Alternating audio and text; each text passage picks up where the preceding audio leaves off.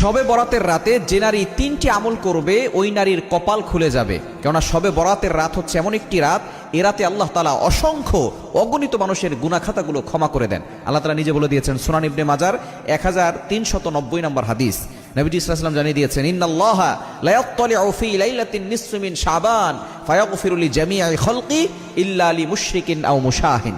এ রাতে আল্লাহ তাআলা সন্ধ্যার পরে মাগরিবের নামাজের পরপরই আল্লাহ পাক রব্বুল আলামিন মানুষের দিকে দৃষ্টিপাত করেন, প্রথম আসমানে চলে আসেন এবং আল্লাহ পাক রব্বুল আলামিন সকলের দিকে দৃষ্টিপাত করে সকলকে সাধারণ ক্ষমার ঘোষণা করে দেন। তবে দুই শ্রেণীর মানুষকে আল্লাহ ক্ষমা করেন না। এক নম্বর হচ্ছে যারা মুশরিক, আল্লাহর সাথে শিরিক করে। দ্বিতীয় নম্বর যারা মুশাহিন, যারা আল্লাহর সাথে হিংসা করে, মানে কারোর সাথে হিংসা পোষণ করে, এদেরকে আল্লাহ তাআলা ক্ষমা করেন না। এজন্য এই দুইটি কোয়ালিটি থেকে আমাদেরকে দূরে সরে আসতে হবে এবং নারীরা, মা বোনরা 3টা কাজ করবে।